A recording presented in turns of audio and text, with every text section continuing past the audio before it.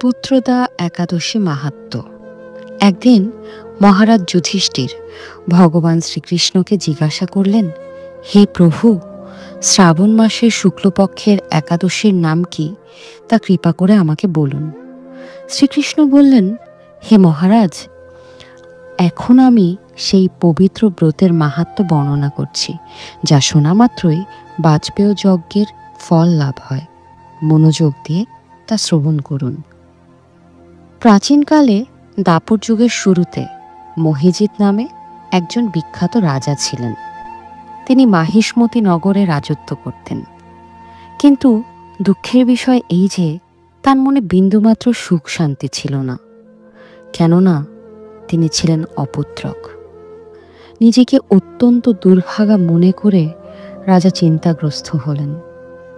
ব্রাহ্মণদের সামনে গিয়ে বলতে লাগলেন, হে প্রজাবৃন্দ, তোমরা শোনো, আমি এই জন্মে তো কোনো পাপ করিনি, অন্যায়ভাবে আমার রাজকোষ বৃদ্ধি করিনি, ব্রাহ্মণ বা দেবতাদের সম্পদ কখনো গ্রহণ করিনি, উপরন্তু প্রজাদেরকে পুত্রের মতো পালন করেছি, ধর্ম অনুযায়ী পৃথিবী শাসন করেছি, দুষ্টদের যথানুরূপ দণ্ড দিয়েছি, স্বজন ব্যক্তিদের যথাযোগ্য সম্মান করতেও কখনো অবহেলা করিনি।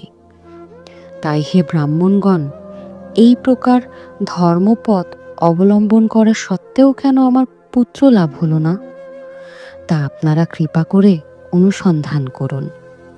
রাজার এই প্রকার কাতর উক্তি শুনে ব্যথিত রাজভক্ত, পুরোহিত, ব্রাহ্মণগণ রাজার মঙ্গলের জন্য গভীর বনে ত্রিকালজ্ঞ ঋষির কাছে যেতে মনস্থ করলেন। বনের মধ্যে ঋষিদের আশ্রম দেখতে দেখতে তারা এক মুনির সন্ধান পেলেন। তিনি দীর্ঘায়ু, নিরোগ, নিরাহারে ঘোর তপস্যায় মগ্ন ছিলেন।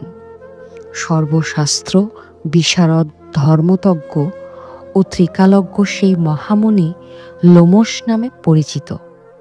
ব্রহ্মার এক কল্প অতিবাহিত হলে মুনিবরের গায়ে একটি লোম পরিত্যক্ত হতো। এই কারণে এই মহামুনির নাম লোমশ। তাকে দেখে সকলেই ধন্য হলেন। তারা পরস্পর বলতে লাগলেন যে আমাদের বহু জন্মের সৌভাগ্যের ফলে আজ আমরা এই মুনিবরের সাক্ষাৎ লাভ করলাম। তারপর ঋষিবর তাদের সম্বোধন করে বললেন, কি কারণে আপনারা এখানে এসেছেন এবং কেনই বা আমার এত প্রশংসা করছেন, তা স্পষ্ট করে বলুন। আপনাদের যাতে মঙ্গল হয় আমি নিশ্চয়ই তার চেষ্টা করব।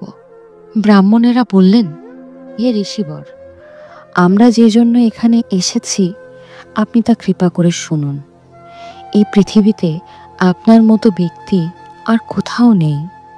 মহিজিৎ নামে এক রাজা নিঃসন্তান হওয়ায় অতি দুঃখে দিন যাপন করছেন। আমরা তার প্রজা। তিনি আমাদের পুত্রের মতো পালন করেন, কিন্তু তিনি পুত্রহীন বলে আমরাও সবাই মর্মাহত। তার দুঃখ দূর করতে আমরা এই বনে প্রবেশ করেছি।